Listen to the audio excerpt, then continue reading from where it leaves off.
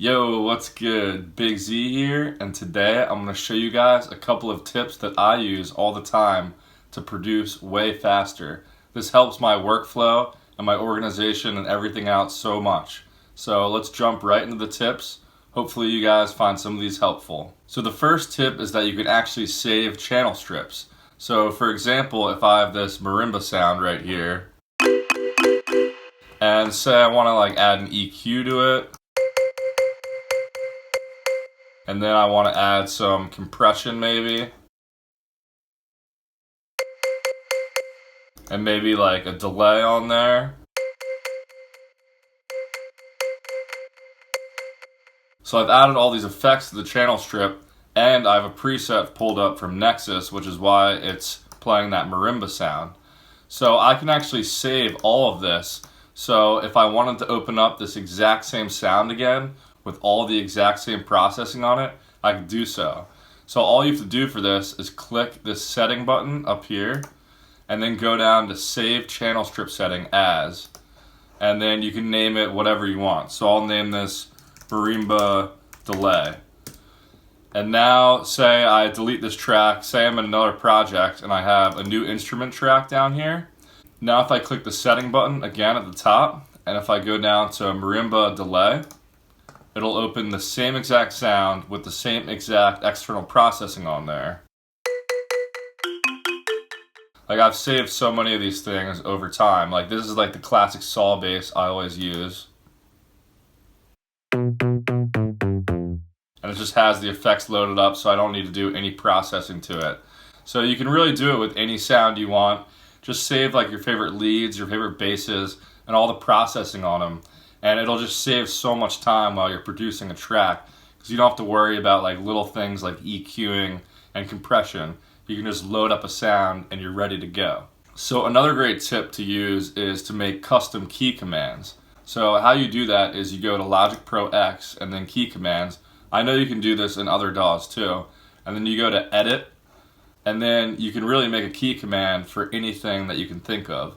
So one thing I use all the time is to pack audio folders, and I'll show you what I mean by that.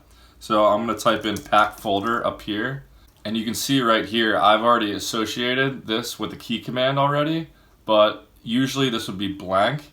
And to add in a new key command, I'd hit learn by key position, and say I hit Option Shift F. Now Option Shift F is the key command for that. So that's really useful if I'm testing out clap sounds or kick sounds or anything, because once I drag a couple things in here and I want to test them out, so now instead of right clicking and having to find the pack folder button, I can just highlight this, use my key command on both of them, and then make it so it goes twice every bar, and now my claps are in there. So I just recommend making key commands for little things you use all the time. If you always find yourself right clicking and going to one of these things down here, you can always make a key command for it just to get it done a lot faster. So next tip, which is more obvious, is just to collect all of your favorite samples and put them into one folder. I know you guys have seen me open up this sample folder called Big Z in various videos, and it really just is a collection of my favorite samples. But they're all really named well, and they're all organized really well. All these kicks are organized by key, so I can get to everything really fast right when I want it. And I don't have to search around too much for it. There's no point of every time you want to kick, you have to go through one of these crazy sample pack folders with 200 different kick sounds. It's better to take a full day and go through a ton of different sample packs and pick out your very favorites from all of those packs and then put them into one folder together. So when I'm putting it in the folder, all I do is duplicate it, and then I'll just drag it in my folder up here, and then I'll name it accordingly. So I'll name this one Z Kick 19. So it just goes to the end of the row here. Anyway, just taking some time and putting your own sample pack together just helps save so much time. The first time I ever did this, it's ridiculous how much time I started saving after that. So you don't really have to search nearly as much to get high quality samples. Now, going off of that for samples, it's also good to keep your presets organized. So for example, if I open Serum here, you want to organize your presets in your favorite synth.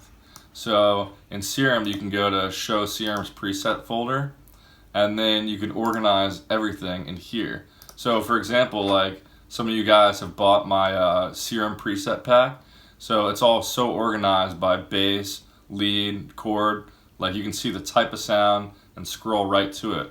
So that way when you're in here and you want a chord sound, all you have to do is go down here, click a chord, and try it out. So it's definitely good to keep your presets organized as well, because it'll just make finding sounds way faster. Last tip, which I've actually already made a full video on, is you definitely should make a template to start your songs with. So every time I open up a new project, I hit New from Template, and then I'm going to go to Big Z Template right here.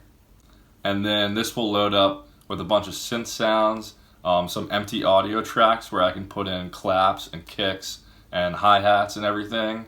And it'll also even have all my buses set up. So if I want to send something to a reverb, I can just send it right away and not have to set up the bus.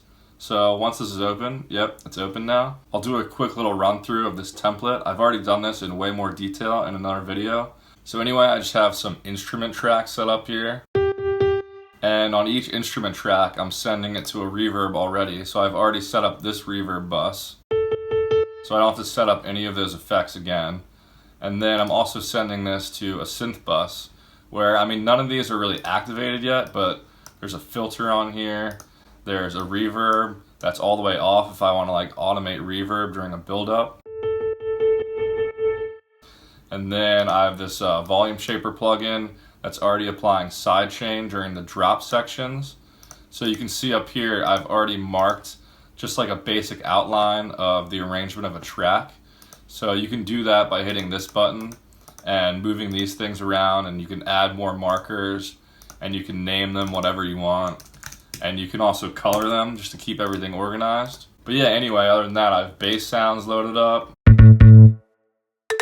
pluck sound, saw pluck, just like a lead sound that I don't even like, but I use it if I'm just writing a song. I'll just use it to write a melody with, and then I'll just change the sound later. And then I just have like a main bass sound just to start a bass line with when I'm writing a song too.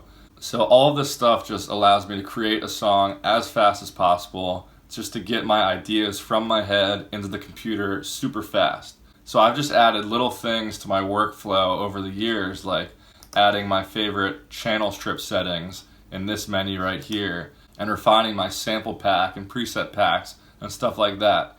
So you're not going to do it all at once.